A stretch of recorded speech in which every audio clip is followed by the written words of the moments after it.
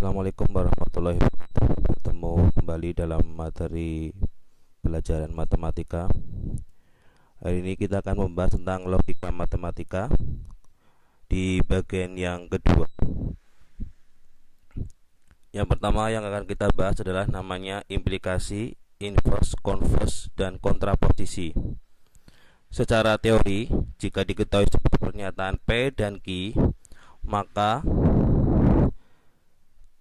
jika P maka Q ini disebut dengan implikasi, maka bentuk jika negasi P maka negasi Q disebut dengan inverse. Bentuk jika Q maka P disebut dengan converse, dan bentuk jika negasi Q maka negasi P disebut dengan kontraposisi. Contohnya adalah sebagai berikut, atau kita lihat tabelnya. Jika P nilai kebenarannya adalah benar, benar, salah, salah, Q nilainya adalah benar, salah, benar, salah, negasi P adalah salah, salah, benar, benar, sehingga negasi Q adalah salah, benar, maka implikasi PQ atau jika P maka Q akan bernilai benar, karena benar ketemu dengan benar, kemudian benar dengan salah hasilnya atau kesimpulan adalah salah. Jika salah maka benar, kesimpulannya benar. Jika salah maka salah, kesimpulannya adalah benar. Sedangkan converse adalah jika Q maka P, hasilnya adalah benar, benar, salah, dan benar. Inverse yaitu jika negasi P maka negasi Q, hasilnya adalah tabel kebenarannya menghasilkan benar, benar, salah, benar. Kemudian kontraposisi, jika negasi Q maka negasi P, tabelnya menghasilkan benar, salah, benar, benar. Maka dari tabel ini nilai kebenarannya bisa dilihat bahwa implikasi ekuivalen dengan kontraposisi. Kita lihat implikasi benar, salah, benar, benar itu ekuivalen nilai kebenarannya dengan kontraposisi. Kita lihat tabelnya menghasilkan nilai yang sama. Sedangkan converse akan ekuivalen dengan inverse. Kita lihat tabelnya mempunyai nilai kebenaran yang sama. Selanjutnya adalah contoh. Jika ada implikasi dengan kalimat jika Fahim seorang mahasiswa maka Fahim lulus SMA sederajat, maka inverse-nya yaitu jika negasi P maka negasi Q, kalimatnya menjadi jika Fahim bukan mahasiswa maka Fahim tidak lulus SMA sederajat. Nilai converse-nya yaitu jika Q maka P menjadi jika Fahim lulus SMA sederajat maka Fahim sekarang mahasiswa. Nilai kontraposisinya atau kalimat kontraposisinya yaitu dengan bentuk jika negasi Q maka negasi P, kalimatnya menjadi jika Fahim tidak lulus SMA sederajat maka Fahim bukan seorang mahasiswa, sehingga kalimatnya ini menyesuaikan dengan bentuk apa yang diminta. Baik, sekarang kita akan masuk pembahasan selanjutnya, yaitu yang pertama namanya adalah modus silogisme atau penarikan kesimpulan menggunakan silogisme. Mempunyai bentuk pernyataan pertama adalah jika P maka Q, pernyataan kedua jika Q maka R, kesimpulannya adalah jika P maka R. Ini adalah bentuk silogisme. Mari kita lihat contohnya. Pernyataan pertama jika P maka Q, jika hari hujan maka tanah menjadi basah. P-nya adalah ini hari hujan, Q-nya adalah tanah menjadi basah. Kemudian pernyataan yang kedua, Jika tanah menjadi basah, maka tanah akan berlumpur. Q-nya tadi adalah tanah menjadi basah, sama dengan pernyataan yang pertama. R-nya adalah tanah akan berlumpur.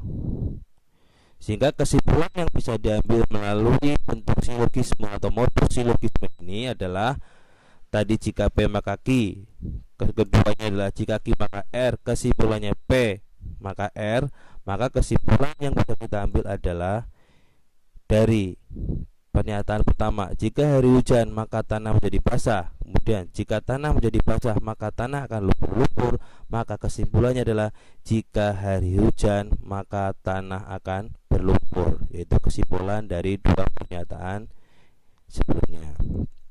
Contoh lagi, jika tidak belajar maka kesulitan mengerjakan soal.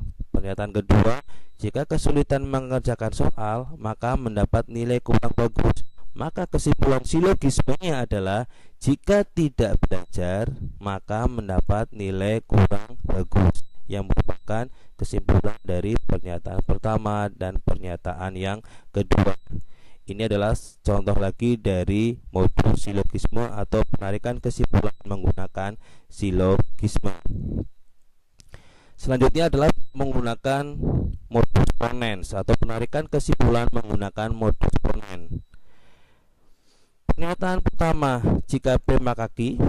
Pernyataan kedua, P maka kesimpulannya Q. Jadi perhatikan, di modus ponens ini pernyataan kedua sudah tidak menggunakan implikasi lagi atau tidak menggunakan jika maka, yaitu menggunakan pernyataannya saja. Apakah P? Sehingga kesimpulannya adalah Q. Coba perhatikan, jika P maka Q. Pernyataan kedua P maka kesimpulannya Q. Ini adalah contoh modus ponens. Jika hari hujan tanah menjadi basah.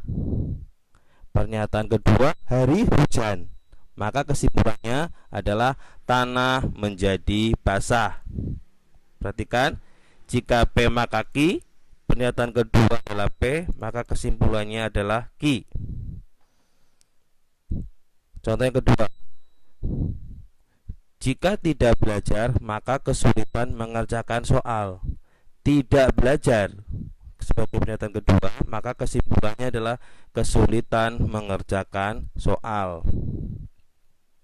Perhatikan. Contoh selanjutnya yang ketiga, jika hari hujan maka tanah menjadi basah. Hari tidak hujan, maka tidak bisa disimpulkan. Kenapa? Karena di ponens pernyataan pertama jika P maka Q, pernyataan kedua harus P, bukan negasi P, sehingga tidak bisa disimpulkan. Karena apa? Karena tidak sesuai dengan teori dari modus ponens. Harusnya di sini tidak boleh negasi P, sehingga di pernyataan ini tidak bisa disimpulkan. Bukan berarti terus hari tidak hujan maka tanah menjadi tidak basah, tidak bisa. Karena apa? Karena di modus ponens di sini pernyataan keduanya adalah harus P, bukan negasi dari P. Begitu anak-anakku, ini adalah contoh modus ponens yang tidak bisa disimpulkan. Selanjutnya terakhir adalah namanya modus tollens, yaitu penarikan kesimpulan menggunakan modus tollens.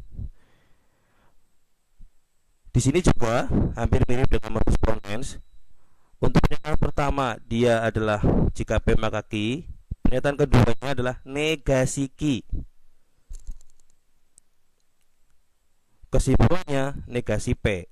Di sini hampir mirip dengan modus ponens bahwa di pernyataan kedua sudah tidak ada jika maka kesimpulannya juga tidak mengandung jika maka. Kita lihat contohnya modus tollens. Jika rajin beribadah maka hati merasa tenang. Pernyataan kedua yaitu negasi Q-nya. Q-nya adalah tadi ini hati merasa tenang, maka negasi Q-nya hati tidak merasa tenang, maka kesimpulannya tidak rajin ibadah, yaitu negasi P. Selanjutnya kita lihat, Jika lampu menyala, maka ruangan tidak gelap. P-nya adalah lampu menyala, Q-nya adalah ruangan tidak gelap. Maka jika ada pernyataan kedua negasi Q, yaitu ruangan gelap, maka kesimpulannya adalah negasi P, lampu tidak menyala. Sedangkan ini adalah contoh yang tidak bisa disimpulkan atau tidak bisa diambil kesimpulannya. Misalkan jika P maka Q. Jika kita berbuat baik, maka kawan kita merasa senang. P-nya adalah kita berbuat baik, Q-nya adalah kawan kita merasa senang. Apabila pernyataan kedua adalah Q saja, yaitu kawan kita merasa senang, maka tidak bisa disimpulkan adalah jawabannya atau kesimpulannya kita berbuat baik. Tidak bisa, karena di modus tollens pernyataan kedua itu adalah harus negasi Q atau lawan dari Q. Tidak ada modus yang jika P maka Q, pernyataan kedua adalah Q. Sehingga tidak bisa kita bisa ambil kesimpulan menjadi kita berbuat baik, tidak bisa, karena tidak sesuai dengan teori dari modus tollens, di mana di modus tollens pernyataan kedua adalah harus negasi Q. Demikian materi logika matematika bagian kedua. Selamat mempelajari. Setelah ini kalian bisa mendownload materi presentasinya dan jangan lupa mengerjakan kuisnya. Terima kasih. Wassalamualaikum warahmatullahi wabarakatuh.